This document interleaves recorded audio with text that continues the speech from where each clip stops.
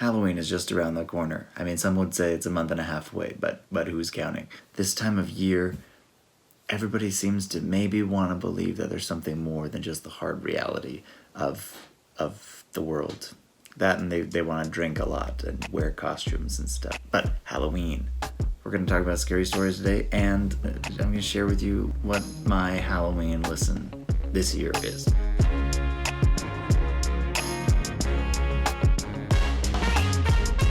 Okay, everybody. Hi. Welcome back. Welcome back. When I studied for the bar, there was a guy who always said, "Welcome back." He'll never know how much he helped me through that time period. So welcome back. I love Halloween. Every year I have big plans on what I'm going to do in my yard, and unfortunately they never actually happen. Although this year I am going to actually try to build a big decoration. Well, if it does turn out, I will share it with you. Other news though, I actually do have some cool Halloween plans this year. I'm working on a kind of a top secret Halloween project right now, but I will certainly share it with you once it is live and published. It is a video project, and that is going to be really, really fun. I'm directing on it, and I'm excited. It's ambitious. There's some moving pieces that we hope are going to work. If not, we're going to have to kind of just spitball, freewheel it. Make it up on the fly. You know what I'm trying to say. I just wanted to take a quick time today on this episode of Instead of Writing to highlight a couple of things. The first is my recommendation for your Halloween media choice of the year. Every year I like to dive into the Halloween season by choosing either like a novel to read or getting into a new series or something like that. Apart from just kind of your standard must-watch movies, like the movie Clue. You gotta watch Clue in October. When else are you gonna watch it? Harry Potter movies are another one. Those are good. This year, though, I got a recommendation from a good friend of mine who recommended a good podcast, and I've been loving it. Okay, it's called The Magnus Archives. It's produced by a group called The Rusty Quill, and I am way behind the times on this, so many of you may have already been listening to The Rusty Quill and their Magnus Archives podcast. But the podcast overall is about a guy who's just gotten a job.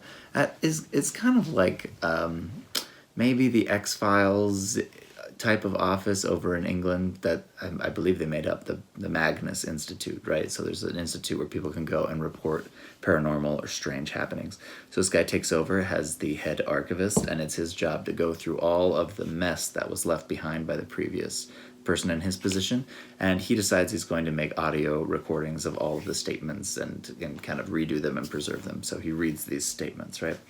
So each episode is its own fun story. And it's really, they do a fantastic job. They're unsettling, they're kind of, but they're fun, and they're not just like really gruesome. They're not chock full of explicit language or anything like that.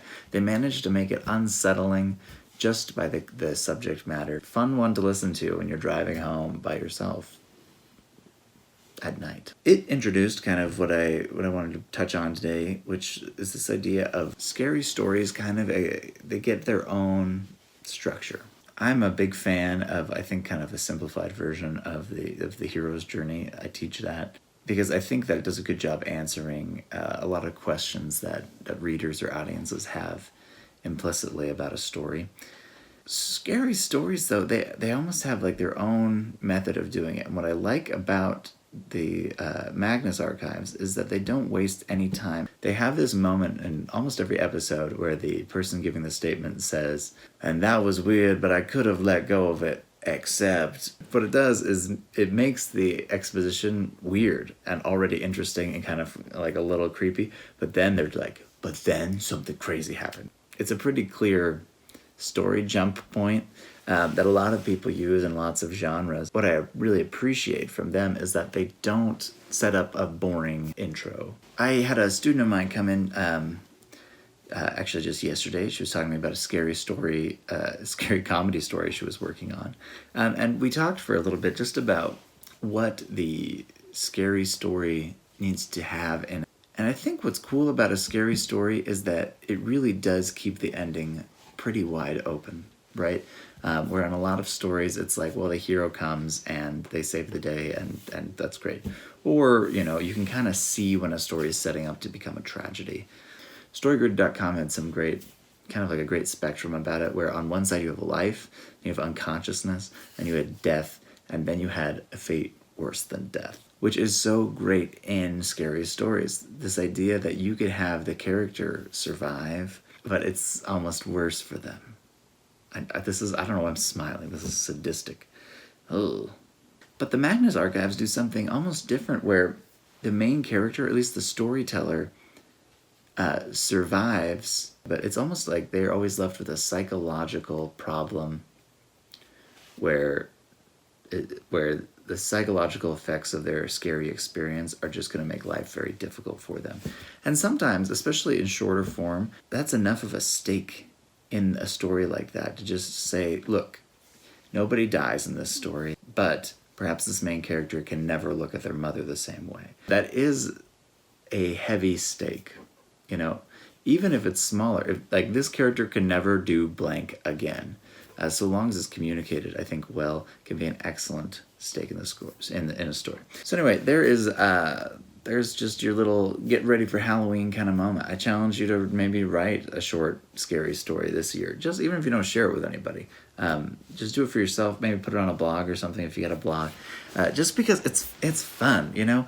You could read it for your friends at a Halloween party or something, and why not? I think that's it for me for this week. I'll catch you next time. Thanks for watching. I'm gonna have to go work on my draft of my book.